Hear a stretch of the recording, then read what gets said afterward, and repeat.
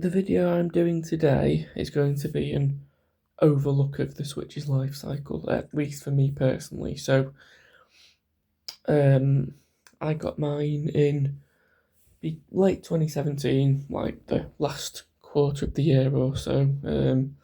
First game I got for it was Lego City Undercover, which it was really, really good. It's a good Lego game, but I remember at the time being absolutely blown away by the fact that you could play what are essentially PlayStation 3 quality style games on the go. It's not as impressive now for obvious reasons, but it was really impressive back then. It blew my mind away. It blew my mind. It blew everyone's mind.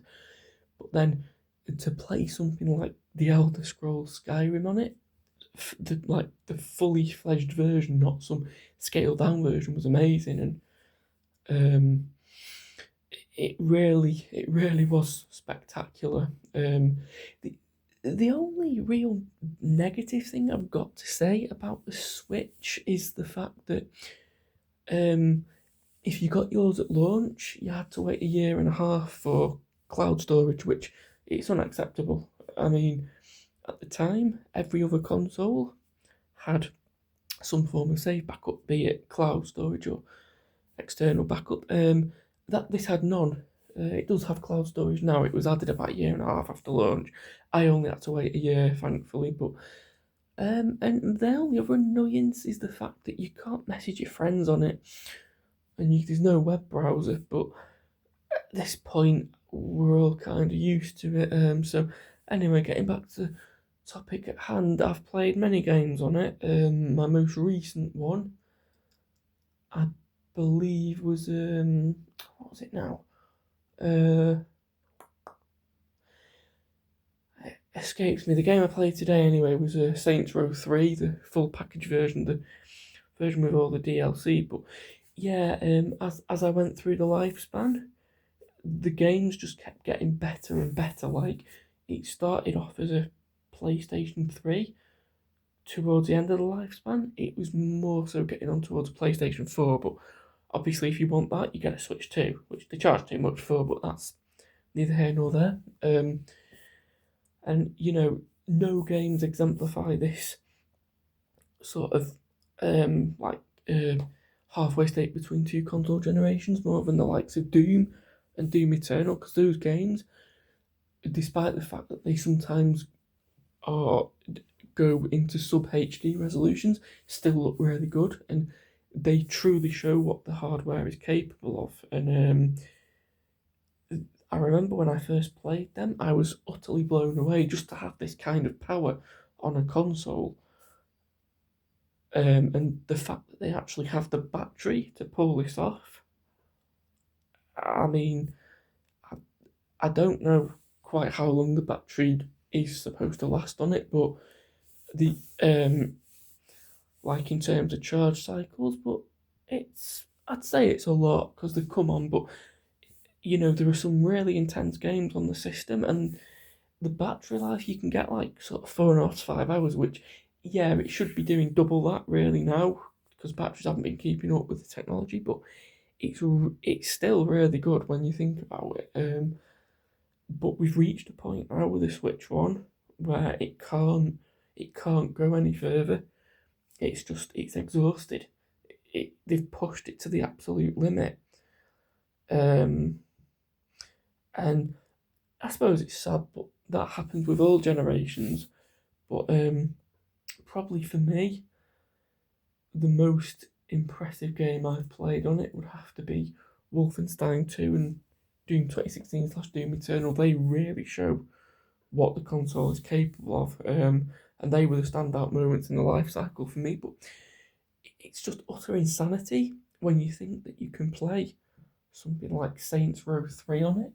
If you tried to play that on the Vita, and I believe it was the boss at the time of Sony, like Shuei Yoshida, I think his name was. Anyway, he said a if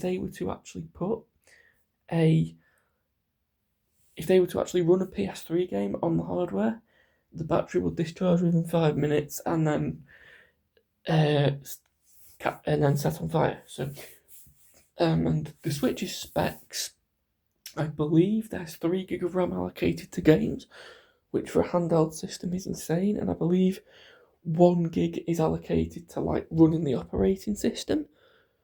So you're getting 3 gig or so, and this is why the games run pretty smoothly on it. Now, there are people, mainly PC gamers, who'll sort of mock and scoff at it, saying, oh, it can't do 60, but it's... You're talking about a handheld PlayStation 3 here. Sacrifices had to be made. But what really grinded my gears at various points throughout the life cycle was the fact there would be games that should be able to run at 60 but ran at 30. I'm trying to think of examples off the top of my head. I've just thought of one. Crash Bandicoot Insane Trilogy. So that's a phenomenal game on Switch. It's a damn good conversion, but it only runs at 30, and all the other console versions do. So don't understand that, but I know the PC version can do 60, but it's just laziness, if you ask me, or they're just trying to make the console versions like inferior or sort of all the same, so no one's getting alienated, which it's a kind of stupid reason if you ask me. But an important part of the life cycle for me was when they finally added cloud storage. Believe you me, when they added that, I subbed to that service at a speed which I've never subbed to services before, and I then got all my files backed up. And when I last checked, and I may be wrong, but I believe my file, I think on the Switch Online storage, I believe I've got about sort of like 9 or 10 gigs worth of files uploaded. Yeah, you heard that right, 9 to 10 gigabytes. It's an unlimited storage. And then another really good part of the life cycle was when they added the N64 games, because to have those games on the go was really, really good. Like proper fun. You know, you could play the likes of The Legend of Zelda Ocarina of Time on the go in not HD but not far off, and Majora's Mask. And what's really good about the Switch, about the screen rather, is the fact that it's only 720p, so I think that's like HD ready. But because it's on such a small screen, it looks probably twice as sharp as 720p would look on a normal screen, because 720p, especially these days, just won't cut it anymore. You need full HD, if not Ultra HD. Because I remember playing on like Xbox 360 games way back when, and they did look a bit blurry and pixelated, but it wasn't enough for it to be a problem. But yeah, and obviously the Switch 2's got a full HD screen, so that fixes that problem. But it's really good. Even now it's impressive. Like you'll be playing a game like Skyrim, and you'll get I don't know how to explain this, but when you have a screen that's properly configured, it's a proper good screen, you will get what I like to call a dual layer of detail, where you can see the full layer of detail on a screen that isn't properly made, isn't on a screen that's a bit too big, or it's not the best. You'll get like a layer of blur on it, and you can only sort of see one layer of detail. There is something called double scale. But anyway, getting back to the topic at hand, there were times playing it when you just smile to yourself, thinking, you know, you're playing the likes of Saints Row 4 or Fortnite, or what other games are there? I'm trying to think now. What have I got? Let me think. Oh, why can I not remember? Or like Wolfenstein 2 on the go. I mean, that's insane. It really shouldn't have been possible, because if you go back to before the Switch launched and you were to tell someone that this would be possible, they would probably fall over laughing at you and call you an absolute idiot. But the reality is that it's now possible. And I mean, we've got the Switch 2 with PS4 quality games on the go. So it really has come on. I mean, I remember when I first got my PlayStation Vita, and you think it won't get much better than this, but it did. I mean, the Switch is on. The Vita wasn't far off being a PlayStation 3, but then the Switch is just infinitely more powerful than it. It's a fully fledged 7th gen machine. And what I've noticed with most games is they actually look substantially better than they did on 7th gen hardware. What you'll notice with a number of games is they look really good, but there's a little bit of pixelation to them and blurriness. The Switch, the remasters, essentially cut this out. They don't look that much different, but it's nice to have that. And like you look at a game like Borderlands 2, like the Borderlands Legendary Collection on Switch, and it just it looks so sharp. It's only 720p, like I said, but 30 FPS, 30 frames a second, but it looks so good. And it's just like how it's amazing how good it looks. But then I've had it for 8 years, and you get to a point where you're not you like using it, but it starts to get a little bit stale. I mean, all you get this with all consoles. I mean, I've used my Vita for years. It's a bit stale now, but obviously there are ways that you can get your console to run emulators, but I won't go into that because I think you can get in trouble on YouTube. But there are ways to extend the playability of it through certain methods that allow you to use emulators and what have you on it, and what have you. But it's like, but what does keep me enjoying the Switch is the NSO subscription, because I missed out on a lot of Super Nintendo games when I was younger, because I wasn't really into gaming as much as I am now. But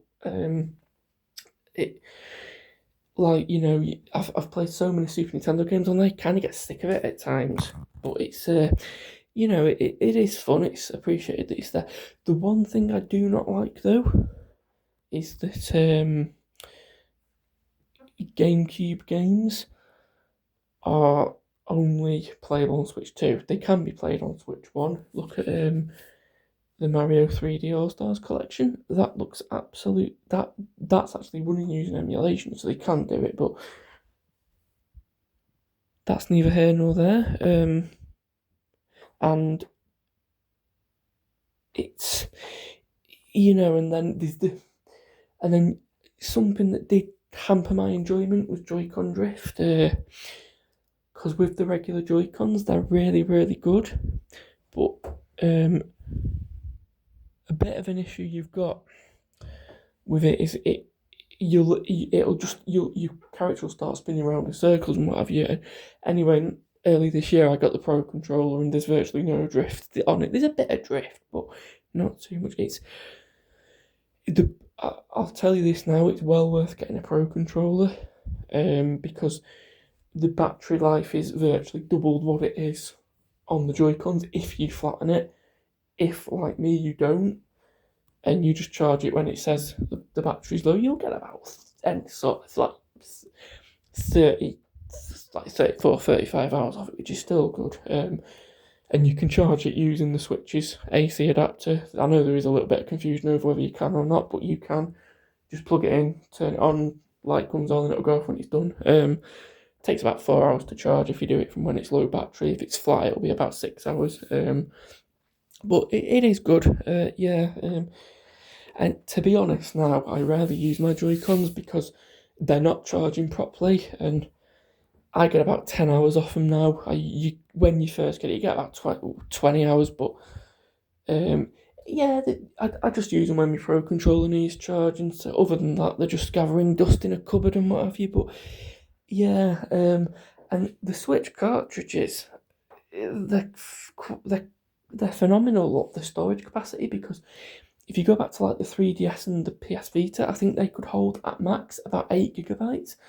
The Switch One can hold at max 32 gig. Now that's really impressive, and it was at the time, it still is now. But most game cartridges come on I think like sort of an 8 to 16 gig cartridge.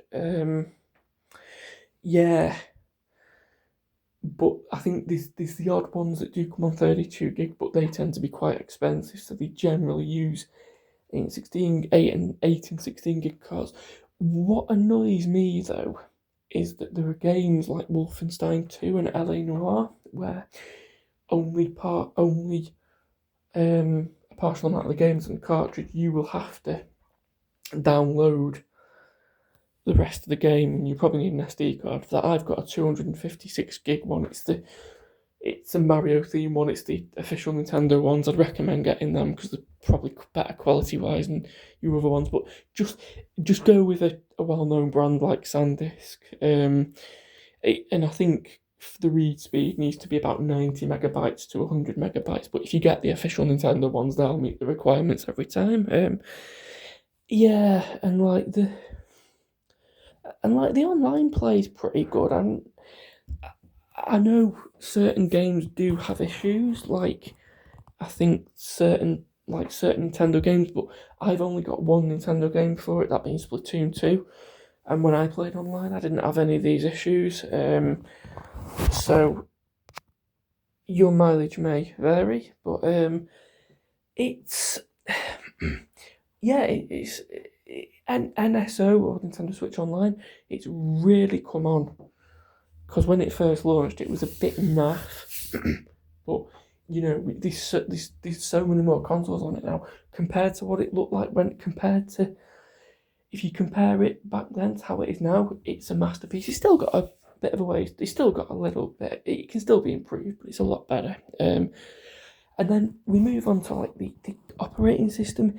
It's very basic, but it is good. It's quick and snappy. It gets the job done, so it's good. But it's quite it's quite underwhelming. It's quite bland to look at, and then you've got like the themes, and even now at the end of the Switch One's life cycle, we've got still got only, what is it? I think it's basic white and basic black. But there's space underneath, so I don't know if they're gonna add new themes at some point. But yeah, overall the OS it gets the job done, but it is very basic. If you compare it with like say the Xbox or the PlayStation, they're infinitely better. But yeah, I mean it's pretty good. It's not bad. And like and you get to like the onboard memory, and it's a bit small, 32 gig. But if you only use it for game saves, it's more than enough, and you can expand the memory. If you're that bothered about the memory, get the Switch OLED because it doubles its 64 gig. Switch 2 has, I think, 256 gig. So, although something to note is it is actually, if I'm not mistaken, it's 25 gig because 6 or 7 gig is allocated to like the running of the operating system or whatever. But that's the general thing. If you have I've got a 256 gig SD card. I think I get 230 gig off it. So whatever, you get more than enough space for game saves. And something that does annoy me, and this puzzles me, is it's got an SD card slot, right? And yet you can't back up your game saves on it. You're forced to go on the cloud. And you might say, oh, well, I'm sure it's free. Well, no, you have to pay for it. So they're paywalling a basic feature like that, which, well, is unacceptable, but that's neither here nor there. You look at the likes of PlayStation, they give you flash drive backup. You have to pay for cloud storage. You look at the Xbox, not only do they give you flash storage, they give you free cloud storage as well. So it's really, really good. But it's just it's just how it is. And this hasn't improved on Switch 2, it's still the same. But yeah, and if you're gonna go for like if you wanted to know an ideal SD card size, you're probably better off going with a bare minimum 256 gig. If you can try and go for like the terabyte SD cards, or terabyte and a half. One, Nintendo were really forward thinking with this, because when it came out, they stated that the system could read SD cards up to, I think it was 2 terabytes, and now we still haven't got 2 terabyte cards, so they really were future proof in there. But it shows they were thinking ahead.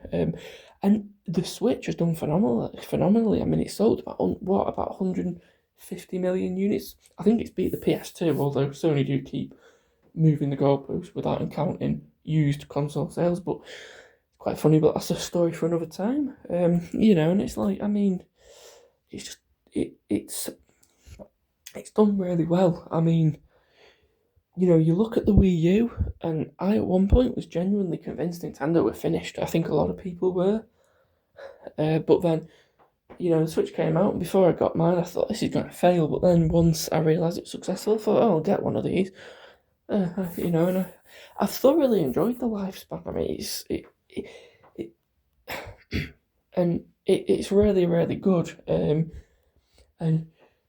overall it's been phenomenal. It could have been better, but obviously nothing's perfect. And something I will say is, you may be wondering what the best way to charge your Switch's battery is. Well, personally for me, what I found is best is play it until you get the final low battery warning, which is at 1%, and it will say, I believe it says charge the console, it'll soon go to sleep, charge it from there.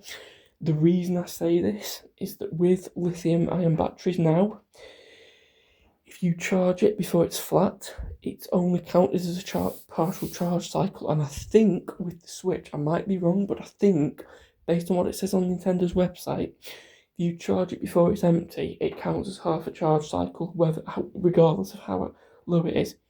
So if you charge from 1% once, that's 50% charge. If you charge from 1% to 100% again, that's full charge. So in theory, let's say it lasts 1.5 to 2,000 charges, you can potentially get double the amount charged out of it. But and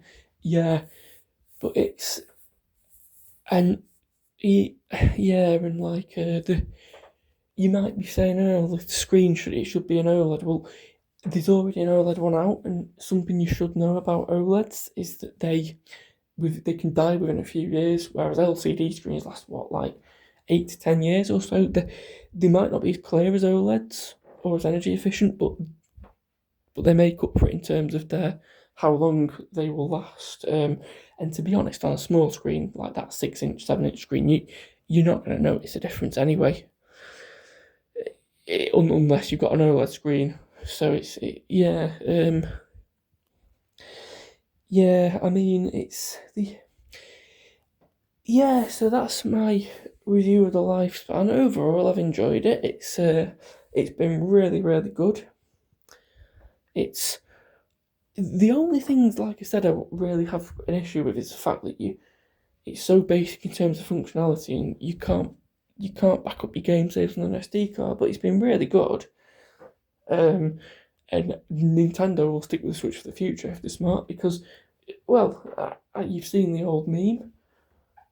The DS, it prints money. It's the same with the Switch. I mean, the thing practically prints money. It wouldn't have sold as much as it did if it wasn't so profitable, if it wasn't so successful. And you've got your Switch Lite, your Switch OLED. So they know what they're doing. They've always been the king of handheld gaming. I mean, you take Nintendo on, you're gonna end up losing, plain and simple. But they've done damn well with the Switch, and I must say, it's definitely been a breath of fresh air since the Wii U, because that thing I've never played on it. It's an utter abomination of a console. But anyway, and that's the video pretty much. So I hope you enjoy this, and if you have any questions, feel free to ask in the comment section down below, and I'll try to respond to as many as possible. But as I said, I hope you enjoy this video, and it hopefully won't be too long until my next video.